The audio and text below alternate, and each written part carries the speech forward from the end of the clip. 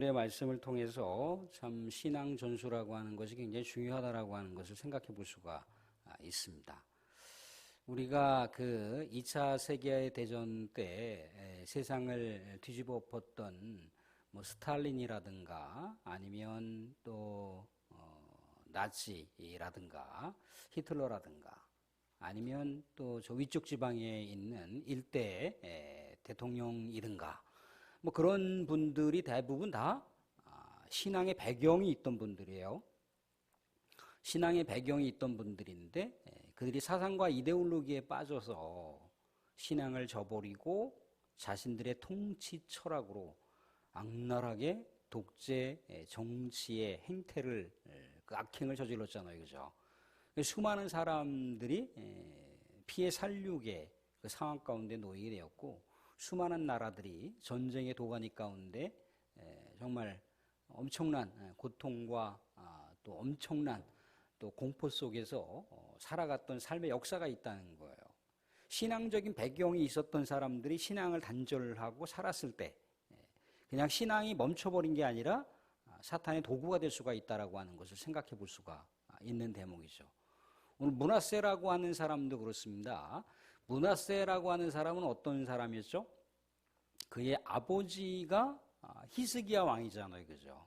다윗 이후에 우리 하나님 앞에 가장 선하게 살았던 왕, 가장 우리 하나님의 마음에 합치된 모습으로 종교 개혁을 단행했던 왕이 그의 아버지 히스기야 왕이었어요.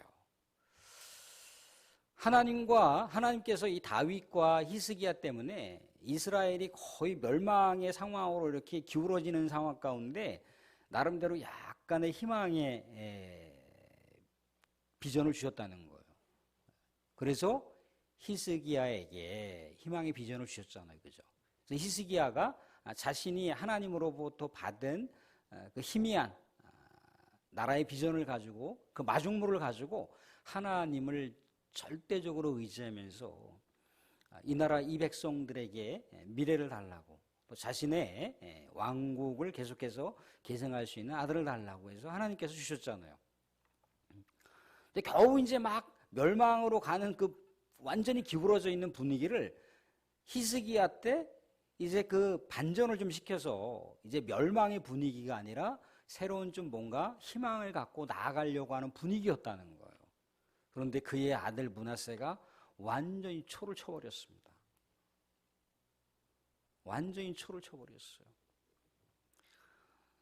완전히 멸망으로 완전히 막 뭐 돌직행을 해버린 거죠, 그냥. 그 멸망으로 돌직행할 수밖에 없었던 여러 가지 그 내용들을 볼 수가 있어요. 뭐 이거 하나하나 살펴보기도 굉장히 많은 내용들이 있는데 그냥 쉽게 퉁쳐서 무슨 얘기냐면 그냥 하나님의 성전 가운데 미신을 숭배해 버렸어요. 하나님의 성전 가운데 우상을 딱 세워놓고 제사를 드렸다는 거예요. 하나님을 완전히 배격해 버린 거죠, 그죠? 그리고 바알과 아세라라고 하는 우상을 남유다의 국교로 삼았던 왕이 이 므낫세라고 하는 왕입니다. 아버지 히스기야는 아수르 제국이 아무리 강력한 제국이라 할지라도 나는 아수르 제국을 의지하는 것이 아니라 하나님을 의지했잖아요. 그죠? 하나님을 의지했어요. 근데 이 므낫세는 아버지를 따라서 하나님을 의지한 게 아니라 나는 뭐 현실적으로 하나님을 의지하는 것보다 아수르 제국을 의지하는 게 나의 현재와 미래의 안위를 도모하는 곳이고 이 나라의 미래에 비전을 주는 곳이라고 그렇게 생각을 하고 아수르와 아주 친밀한 관계를 맺었잖아요. 그죠? 완전히 뭐 충견으로서의 삶을 사는 거죠. 그죠? 고대 사회에서 이렇게 화친조약을 맺었다. 강대국과 화친조약을 맺었다라고 하는 건 지난번에도 말씀드렸지만 강대국이 섬기는 제국이 섬기는 신을 이 화친조약을 맺었던 나라가 섬겨야 되는 거예요. 그러니까 오늘 말씀 가운데 등장하는 뭐 하늘의 일월성신 뭐 그런 내용들을 볼 수가 있어요. 그죠? 그게 다 아수르 제국에서 섬겼던 그런 여러 가지 자연세계의 그런 피조세계를 신으로 섬겼던 그런 모습인 거죠. 그죠? 그러니까 어떻게 보면은 한마디로 압축해서 얘기하면 이 므낫세는 완전히 하나님의 가증스러운, 하나님이 가장 싫어하는 일만을 만들었던 악행을 저지른 왕이 므낫세였던 거예요. 그러니까 므낫세의 별명이 있어요. 최악의 왕이라고 하는 별명이 있습니다. 또한 이 남유다를 멸망으로 만든 원흉이다라고 하는 그런 별칭이 있다는 거예요. 사랑하는 여러분들, 사회가 뭔가 정화가 되고 사회가 뭔가 정의를 실현하고 사회가 뭔가 사랑으로 충만할 수 있으려면 어떻게 돼야 되는지 아십니까? 물론 개개인의 구성원들이 그렇게 노력을 해야 되지만 먼저 신앙인들이 자기 스스로가 정결한 삶을 살아야 되는 거예요. 자기 스스로가 하나님 앞에 깨어있는 정의로운 삶을 살아야 되는 거예요. 우리 믿음의 성도들이 하나님을 사랑하고 그와 동일하게 이웃을 사랑하는 것이 충만하게 됐을 때 사회는 정의를 생각할 수가 있고 사회는 사랑을 생각할 수가 있다는 거예요. 이게 오늘의 메시지입니다. 이 사회가 세상이 뭐 저래 그렇게 얘기할 수 있지만 세상은 원래 그런 거예요. 세상은 원래 그런 거고 세상을 과연 우리가 어떻게 이제 이것을 하나님의 공의와 사랑으로 또 하나님의 개혁으로 만들어갈 것인가, 이게 이제 우리의 숙제이기도 합니다. 그 스위스 제네바시에 우리가 이제 익히 알고 있는 칼빈이라고 하는 종교개혁가가 그 한 도시를 거룩한 도성으로 만들었어요. 거룩한 도성. 이는 어떤 분이 저한테 이렇게 전화를 하셔서 뭐 김천의 성시화를 위해서 뭐 얘기를 하시더라고요. 당신이나 성시화 되십시오. 신앙인들이 먼저 성시화가 돼야 되는 거예요. 신앙인들이 뭔가 거룩해야 되고 신앙인들이 뭔가 정의로워야 되고 신앙인들이 뭔가 사랑이 담지되어야 되지 그냥 말로만 구호만 외치면 그게 됩니까? 제네바시는 그렇지 않았다는 거예요. 칼빈과 함께하는 수많은 목회자들과 성도들은 그렇지 않았다는 거예요. 거룩한 도성을 통해서 하나님의 도성을 만들려고 그들 믿음의 성도들이 깨어 있었고 믿음의 성도들이 정의를 실현했고 믿음의 성도들이 사랑을 실천했다라고 하는 그 모습을 가졌다는 겁니다. 아무튼 오늘 모습 가운데 보는 건 뭐예요? 이 종교개혁을 단항했던 아버지 하나님만 정말 절대적으로 의지했던 히스기야하고는 완전히 180도 다른 길을 걸어갔잖아요. 그죠? 완전히 불신의 길을 갈 뿐더러 하나님께서 가장 싫어하시는 일들만을 골라서 했던 이 므낫세의 당시 이 종교적으로 완전히 배교했던 왕이 사회적으로는 또 어떻겠습니까? 사회적으로도 완전히 일탈을 했겠죠. 그죠? 그래서 그에 대한 내용, 어떻게 그가 통치했는지에 대한 내용이 16절을 통해서 볼 수가 있습니다. 16절. 우리 16절 같이 한번 읽어볼까요? 16절. 므낫세가 유다에게 범죄하게 하여 여호와께서 보시기에 악을 행한 것 외에도 또 무죄한 자의 피를 심히 많이 흘려 예루살렘 이 끝에서 저 끝까지 가득하게 하였더라. 무죄한 자의 피를 심히 많이 흘리겠다는 거예요. 이 남유다 이 전체가 이 무죄한 자의 피로 정말 흥건하게 젖을 정도로 가득했다는 거예요. 사랑하는 여러분들, 이게 그 당시에 므낫세가 저질렀던 하나님을 떠난 사람으로서의 일탈하는 그런 모습이었다는 거예요. 얼마나 많은 사람들이 죽었습니까? 시작할 때 언급했던 그 2차 세계대전을 터뜨렸던 그 사람이 얼마나 많은 사람들을 피해 살육을 만들었습니까? 위쪽 지방에 있는 그분께서 얼마나 많이 이 동족상정의 비극이라고 하는 이 어마무시한 감히 상상하지도 못할 이런 일들을 만들었습니까? 이게 하나님을 떠난 일탈 행위로 나타나는 모습이라는 거예요. 그러니까 하나님을 떠나면 나타나는 모습이 곧바로 이런 모습이라는 거예요. 사탄은 믿음을 저버리고 떠난 사람을 가만히 내버려 둘까요? 아니에요. 자기의 악의 도구로 사용한단 말이죠. 하수인으로 사용하게 돼 있다는 거예요. 그러니까 하나님을 떠나면 안 돼요.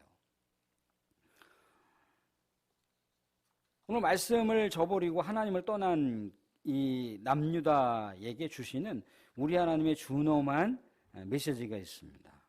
준엄한 메시지. 8절 보시면 이런 말씀을 볼 수가 있습니다. 8절 말씀 보시면 만일 이스라엘이 나의 모든 명령과 나의 종 모세가 명령한 모든 율법을 지켜 행하면 내가 그들의 발로 다시는 그의 조상들에게 준 땅에서 떠나 유리하지 아니하게 하리라 하셨으나 하나님의 말씀을 청종하고 하나님의 길을 가게 되면 그 민족을 하나님께서 축복하신다는 거잖아요. 그죠? 그 민족이 외세로부터 멸망당할 일이 없다라고 하시는 말씀인 거잖아요. 그죠? 그런데 하나님의 말씀을 저버렸어요. 하나님을 떠나버렸습니다. 누가? 이 므낫세가. 므낫세 한 사람에게만 이 불행과 비극이 닥치는 것이 아니라 그가 다스리고 있는 하나님의 나라의 왕국으로 그렇게 하나님께서 비전을 세웠던 남유다가 그렇게 패망과 고통과 죽음의 길을 향해서 나아가게 된다라고 하는 그 엄청난 우리 하나님의 경고의 메시지를 볼 수가 있습니다. 그래서 10절에도 보시면 므낫세가 너무나 하나님을 떠나서 많은 죄악을 저질렀음으로 인해서 선지자들이 얘기를 하는 거예요. 11절에 보시면 11절 같이 한번 읽어보겠습니다. 같이 시작.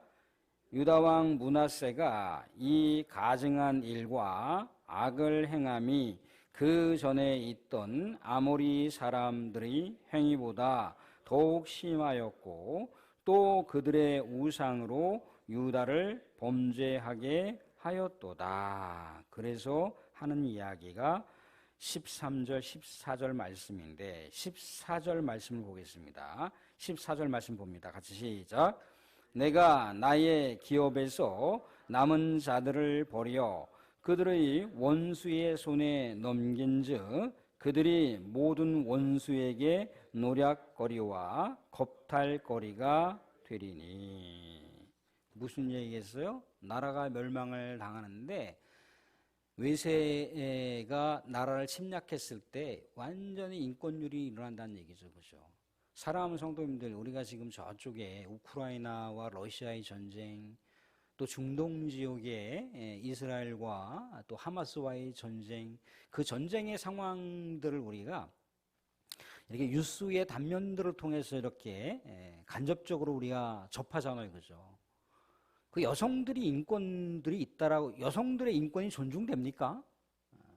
여성들의 인권이 존중이 안 돼요. 아이들의 인권이 존중됩니까? 아이들의 인권이 존중이 안 돼요. 노인들의 인권이 존중됩니까? 존중이 안 돼요. 다 무조건 적입니다. 적인 거예요. 얼마나 그 비극적인 상황을 연출하잖아요. 그죠? 그러니까 나라가 멸망한다라고 하는 건 아무런 미래 희망이 없는 거예요. 아무런 미래 희망이 없는 거예요. 말씀드렸잖아요. 막 지금 남유다가 무너지고 있는 그런 기울어져 가고 있는 그 상황 가운데 히스기야가 기울어져 가고 있는 그 상황 가운데서 약간 이제 추를 가운데로다가 이렇게 옮기려고 하는 그 상황 가운데 마중물이 됐잖아요. 그죠? 근데 마중물을 이 므낫세가 잘 전수받아서 하나님의 신앙을 잘 전수받아서 이 마중물을 잘 사용해서 하나님 나에게 이 국정을 맡겨주셨으니 이 남유다를 하나님께서 원하시는 하나님의 나라가 될 수 있도록 나를 사용하여 주십시오. 하나님만 의지하겠습니다. 라고 했다면 남유다의 역사는 완전히 멸망하는 쪽으로 다 기울지는 않았겠죠. 그죠? 오히려 회생하는 쪽으로, 회복하는 쪽으로 다시 돌이킬 수 있는 우리 하나님의 비전이 있는 그런 나라가 될 수 있었겠죠. 그죠? 근데 마중물 따위는 필요가 없다는 거예요. 자신의 아버지의 신앙을 완전히 거쳐버렸잖아요. 그죠? 나는 아버지 같은 그 신앙은 필요 없어. 이렇게 해버렸잖아요. 그죠? 그래서 이제 나라가 멸망한다라고 하는 것인데, 이 나라가 멸망한다라고 하는 것은요, 그냥 갑자기 이 므낫세가 하나님한테 악행을 저질렀기 때문에 그냥 하나님께서 단선적으로 남유다에게 멸망을 내려야겠다. 그 얘기가 아니에요. 하나님께서 이미 이스라엘 백성들이 되기 전에 이미 이스라엘 민족, 히브리 민족, 정말 세상 가운데 비루하게 살던 애굽에서 종살이했던 그 민족을 끌어내실 때 그때 약속하신 내용이 있어요. 약속하신 내용. 우리 수고스럽지만 그 약속하신 내용을 한번 찾아보도록 하겠습니다. 구약 성경 306쪽인데요. 신명기 28장입니다. 신명기 28장. 신명기 28장입니다. 28장 62절 63절입니다.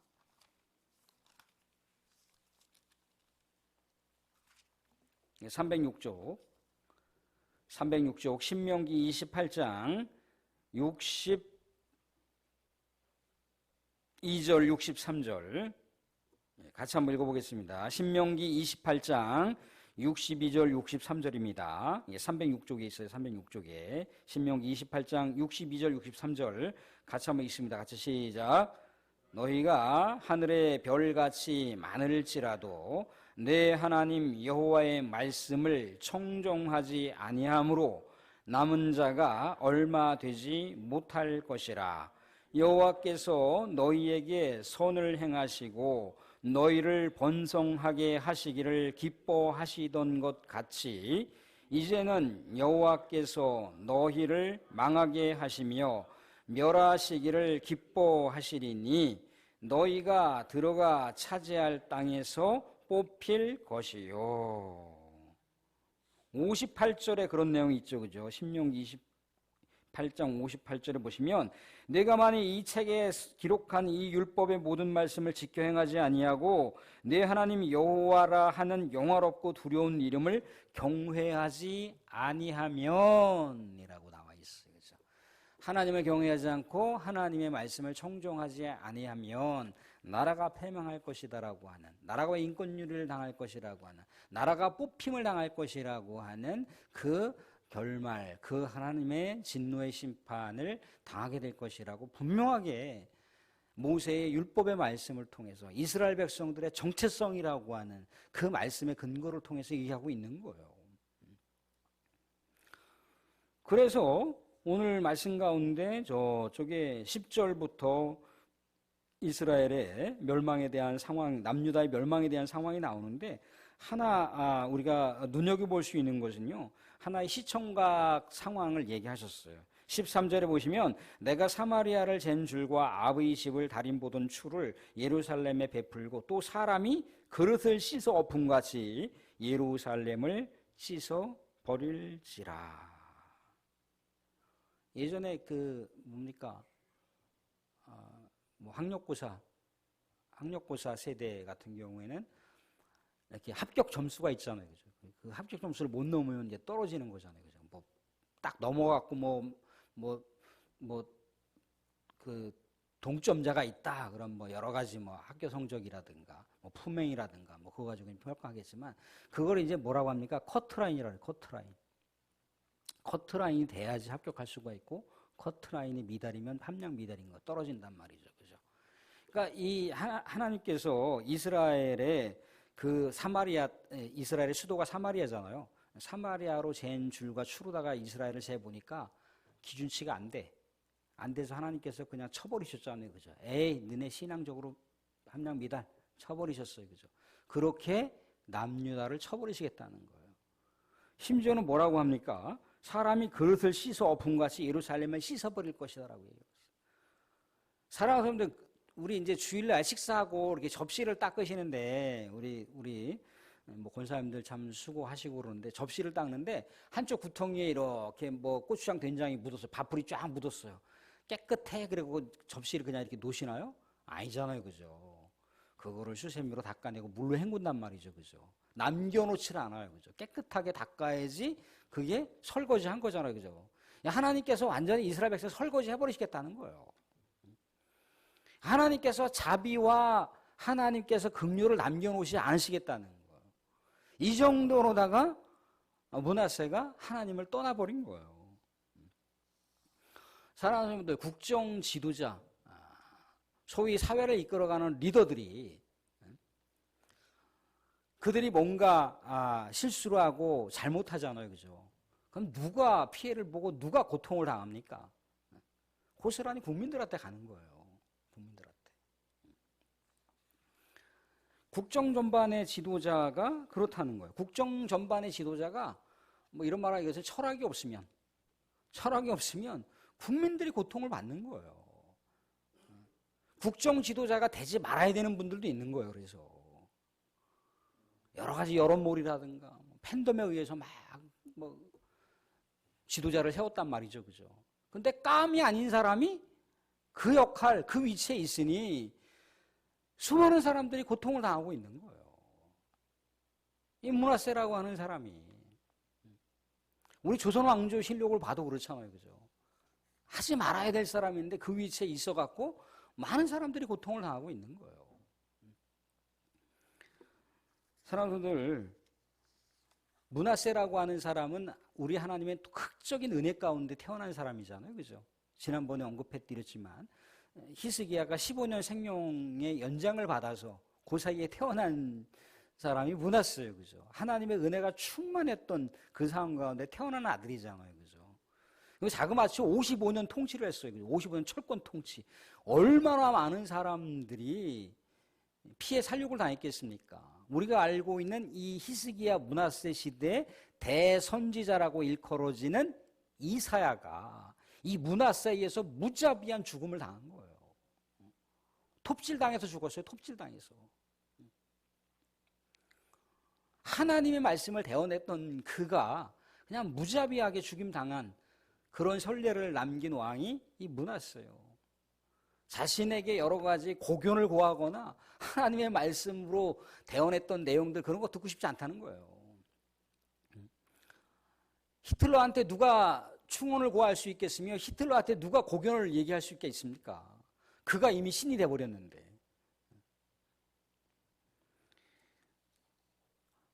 한 사람의 깨어있는 왕의 그 아들이 아버지의 길을 갔다면 아마도 남유다의 역사는 정말 솔로몬 이후에 태평성대로 이루어질 수도 있을 수 있다는 거예요.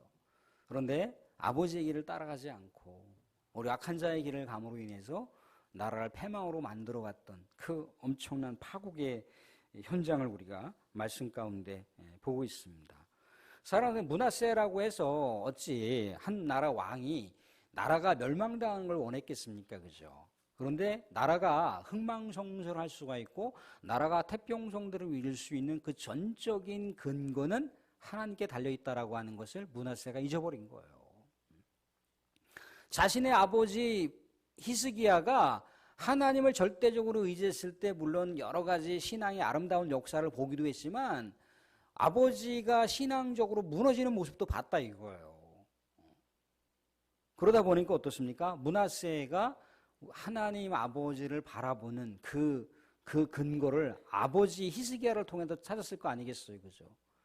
그런데 온전히 신앙이 문하세에게 전수되지 않음으로 인해서 문하세의 이 엄청난 악의 현상을 볼 수가 있는 겁니다. 하나님을 떠나고 종교적으로 일탈했던 자들이 곧바로 나타나는 것은 이 사회를 향해서 악행을 저지른다는 거예요. 그래서 말씀드렸잖아요, 그죠? 문하세가 하나님을 떠나자마자 곧 사회는 피로 물들어버리는 그런 엄청난 고통의 도가니를 만들었다라고 하는 것을 말씀 가운데 우리가 견져볼 수가 있습니다. 사랑하는 여러분들, 이 문하세는 어때요? 하나님을 통해서 나라가 외교적으로나 경제적으로나 군사적으로 강한 것을 바라보지 못한 거죠, 그죠? 그래서 다신을 숭배한 거예요. 그래서 미신을 숭배한 거예요. 어떻게 하면 남유다가 강성해질까? 어떻게 하면 남유다가 부유해질까? 어떻게 하면 남유다가 외교적으로 그렇게 능한 나라가 될 수 있을까의 그 비결을 하나님으로부터 찾았다면 참 좋았을 텐데 히스기야를 통해서 하나님께 나아갔으면 좋았을 텐데 어디서 찾은 거예요? 세상 가운데서 찾은 거예요. 세상 가운데서. 사람들은 우리가 여기서 하나 잊지 말아야 될 것은 뭐냐면요. 신앙 전수가 중요한데 하나님에 대한 신앙을 세속 가치를 획득하는 것으로 치환하면 안 된다는 거예요. 하나님은 세속 가치를 우리에게 주실 수도 있고 안 주실 수도 있어요. 근데 주시는 것만 하나님의 은혜고 주시는 것만 하나님의 축복으로 이렇게 우리가 치환하면 안 된다는 거죠. 하나님이 안 주실 수도 있어요. 눈에 보이는 세속적인 가치를 안 주실 수도 있어요. 그럼 우리는 곧바로 여기서 하나님께서 눈에 보이는 것을 주시지는 않았지만 하나님께서 나에게 주신 영적인 내용들을 찾을 수 있어야 돼요. 영적인 내용들. 혹여 우리가 하나님께 기도했어요. 세속 가치 획득을 위해서 기도했는데 하나님께 주셨어요. 그러니까 그걸 가지고 하나님의 영광과 하나님의 비전으로 우리의 헌신으로 나아갈 수가 있어야 돼요. 그것 끝. 그게 아니라. 므낫세가 그랬잖아요. 므낫세가 하나님을 통해서 찾질 않았어요. 그죠? 다른 것을 통해서 획득했어요. 그죠? 다른 쪽으로도 얼마든지 비결이 있는데. 그러니까 믿음의 사람들이 자꾸만 간증을 하라고 하면 세상에 어떤 얻은 것을 가지고 자꾸 간증을 하려고 한다는 거예요. 그런 유혹을 자꾸 받아요. 자녀들이 세상 가운데 입신양명했던 게 그게 하나님의 은혜일 수는 있으나 그럼 자녀들이 잘 안 된 것은 하나님의 은혜가 아닌가요? 그렇게 될 수가 있는 거예요. 하나님께서 주신 영적인 것들도 우리가 발견할 수가 있어요. 자꾸 세속적인 것으로만 우리가 대치하고 치환하게 되면 그 하나님에 대한 영성으로 성장할 수가 없어요. 자꾸만 나의 믿음에 대한 영역, 믿음에 대한 성장을 세상에 있는 뭔가 자꾸 연결시키려고 한다는 거예요. 사랑하는 여러분들, 우리가 하나님의 나라와 영광을 위해서 헌신하다가 보면은 몸도 망가질 수도 있고 또 물질적인 손해도 볼 수도 있어요. 또 때로는 사람과의 관계가 틀어질 수도 있어요. 근데 물론 그것을 회복하기 위해서 노력하고 애써야 되겠지만 하나님은요 그것을 통해서도 우리에게 기뻐하시는 게 있어요. 내 사랑하는 아들, 딸들이 나를 위해서 헌신했구나. 나를 위해서 희생했구나. 새벽 기도 가다가 다리가 부러졌다 이거예요. 차 사고 나고. 내가 그냥 하나님 내가 섬기려고 그랬는데 하나님이 참 나에게 복을 주는 게 아니라 나에게 그냥 아주 악을 줬다고 이렇게 얘기할 게 아니라는 거죠. 하나님 이렇게라도 하나님께서 나를 사랑하셨습니까? 오른쪽 다리만 부러뜨리지 마시고 왼쪽 다리도 좀 부러뜨리시죠, 하나님. 이렇게 우리는 안 나가잖아요, 그죠? 근데 영적인 건 그렇다는 거예요. 하나님께서 내 일부분에 대한 것을 하나님께서 사용하셨다면 하나님 다른 것들을 통해서도 하나님께서 기뻐하시고 영광이 되신다면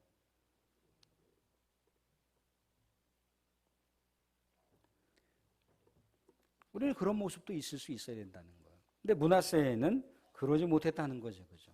그러니까 하나님을 바라보지 못하는 그러한 길로 그가 들어섰습니다.